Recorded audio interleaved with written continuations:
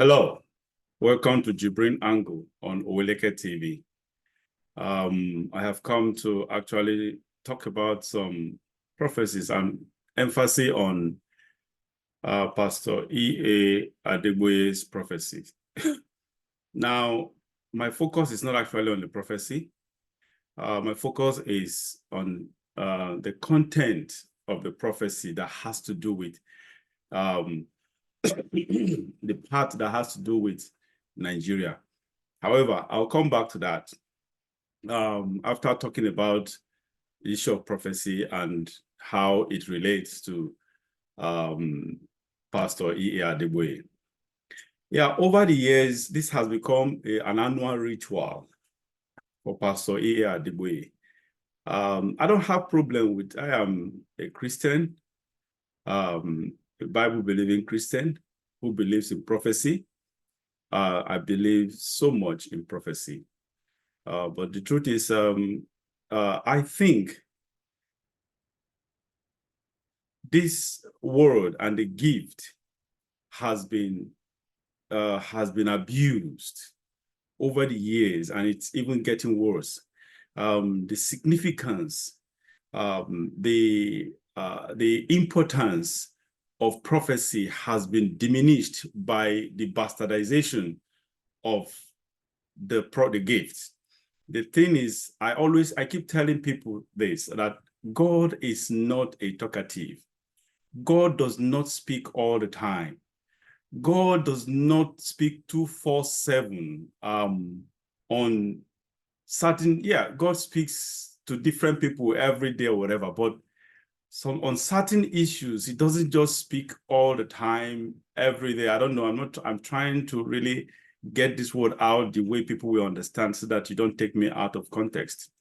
Now, prophecy is part of the gospel because the Bible says my people perish for lack of understanding or for lack of knowledge.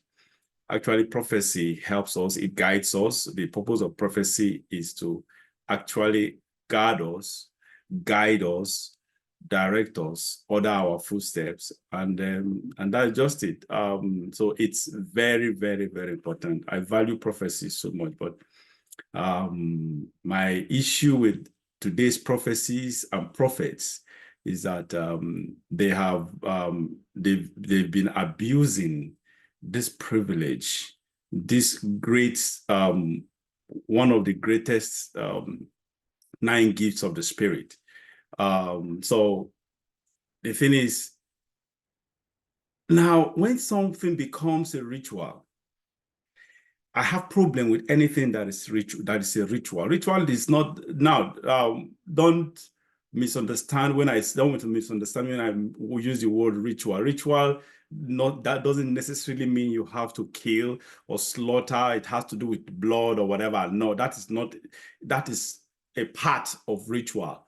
But what you say, the word ritual is an English word. So ritual is something you do all the time, certain time, either every day or every week or every month or every year. Something you do the same thing over and over repeatedly, continuously, regularly, the same thing all the time, like that. So that is ritual. Now, this has become an annual ritual to virtually so many men of God, but I'm going to be focusing on this ritual from with regard to Pastor E.A. Adeboye.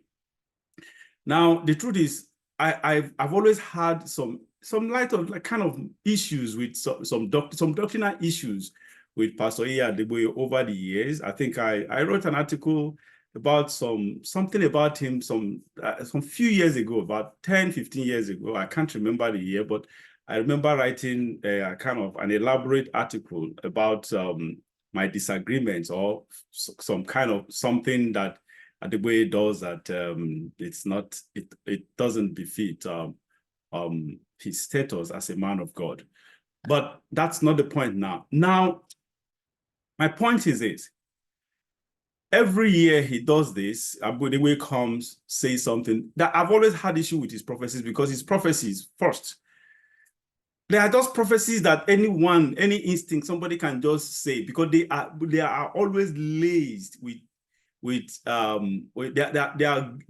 a kind of they are vague.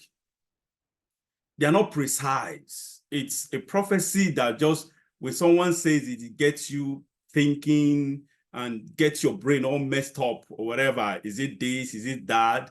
Or is it that way or this way? What would that be or whatever? That is a prophecy that actually brings more questions than answers. So, and that is not the essence of prophecy.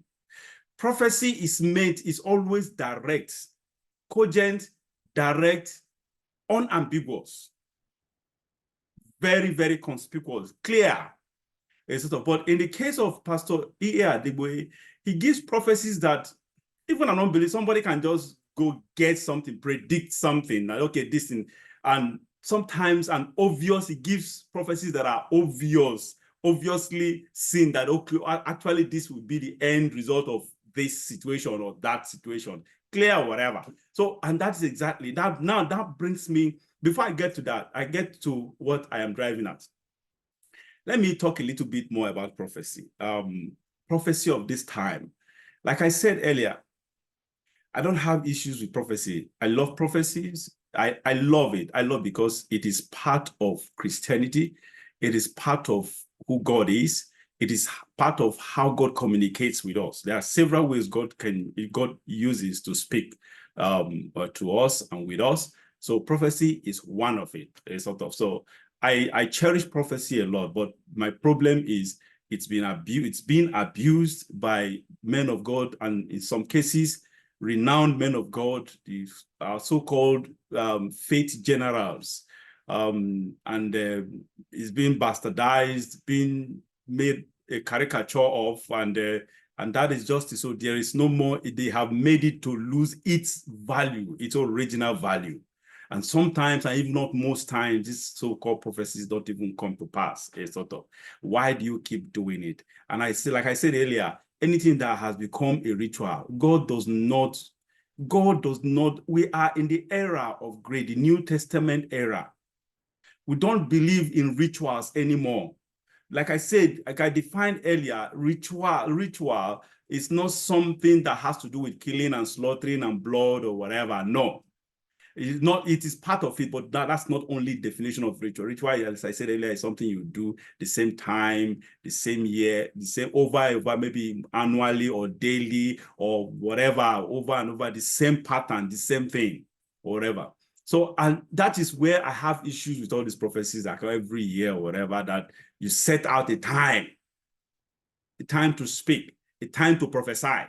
God does not have, you can't just wake up and say, okay, I set out this day to speak from God, to deliver God's message to the people. God speaks at any time, not the human's time.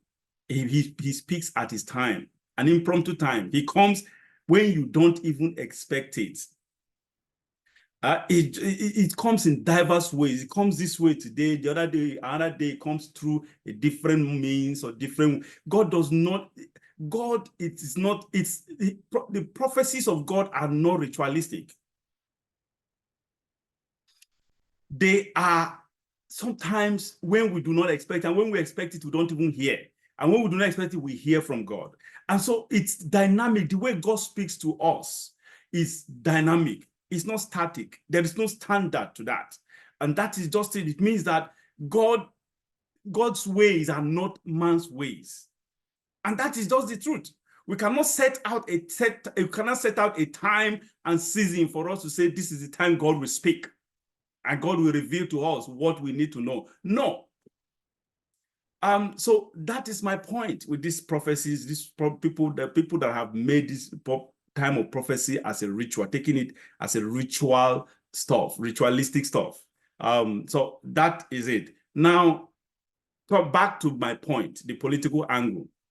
Pastor E. Adegboye made a prophesied on, he had so many prophecies. I didn't listen to all, but I only picked the one, I think the one that is relevant to what I'm about to say now. He said Nigeria will get, that things in Nigeria will get tougher, and before it becomes better. Now, this is my point. This has been my problem. This has been my problem with Pastor Iya, with all due respect to him.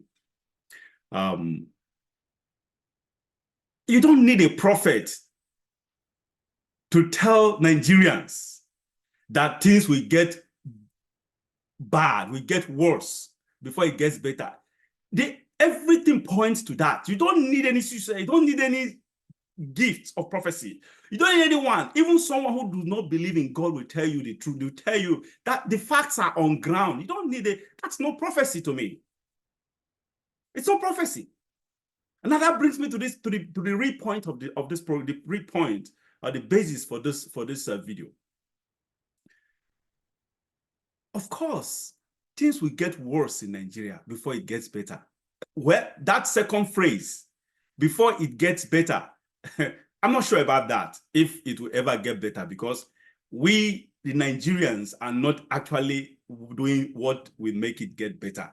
We are all complacent. We are all indifferent to what is really happening to us. So, so before it gets better, that I'm not dealing with that, because I'm not even sure of that word. What I'm dealing with is it will get worse. Why wouldn't it get worse? That is the reality on ground. Just look at the budget.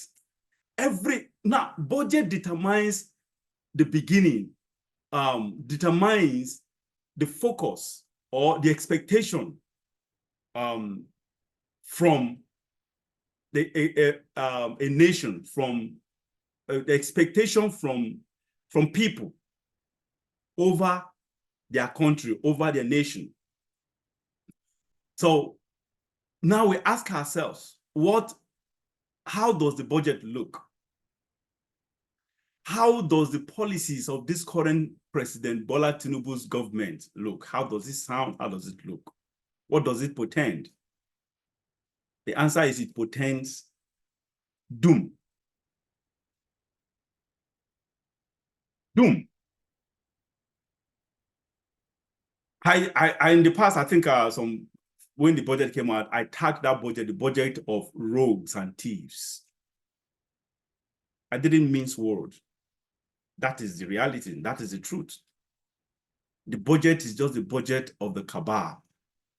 Budget where you have a recurrent expenditure. Capital expenditure as just about, I think about 5% of the entire budget. What do you expect? The budget that budget spells doom for Nigeria. So trust me, I'm not a prophet of doom. I'm just a pragmatist. I'm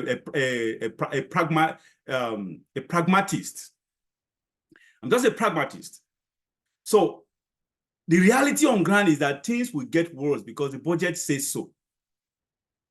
Go through the budget, budget breakdown. I think we've analyzed this in my previous show with a lawyer. Go through that, you understand what I mean by that, but I won't go into the details. But the truth is, the budget is just, that budget is just recklessly evil and wicked. It is a budget that actually massages the ego of the powers that be the establishment. It is the budget that greases their bank accounts, their pockets. It is the budget that takes care of them, not the budget that takes care of the Nigerian citizenry. And that is the point. Go through the policy, the government policies, current government policies, and you will understand that it will never get, it will get worse. Poverty rate will get worse. Unemployment will get worse because the policies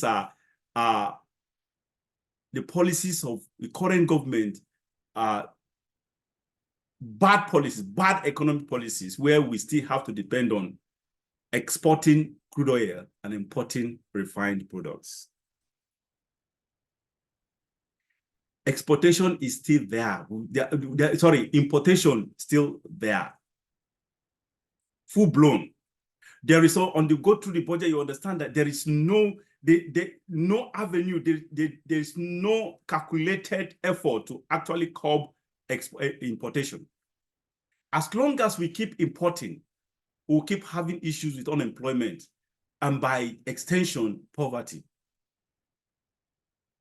So the policies, the budget and the policies of this current government is just nowhere near something that is going to better our lot as Nigerians. Nothing, not even close. So back to this prophecy from Pastor Iyadegboye. Come on, man of God. It should be better than this. Of course, you don't need a prophet. You don't need anyone. Then you should say anybody to tell you. You don't need someone with a prophetic gift to tell us that that things will get worse. And that's just the truth. Things will get worse. My brother, my fellow countrymen and women. It's unfortunate. I'm so saddened, honestly. I feel bad for my country. Extremely bad. This thing is so personal to me. I don't know. I take it so personal because I don't know. I feel so bad that our leaders are so insensitive, careless, indifferent to our plight. They don't care. Honestly, so sad. So sad. Unfortunately, we have to brace up for the challenge ahead of us. We pray God to come to our rescue. Nigeria and Nigerians needs, craves, yearns for God's mercy. We need it. This is an emergency. You can imagine for an economy or a government to be worse than Buhari's government. Do you guys know what that means? For a government to be worse than Buhari's government. For a government that makes Buhari's government to look better, sound better, feel better. Wahala day. Wahala day. May God help us. May God help Nigeria. See you again on the next show.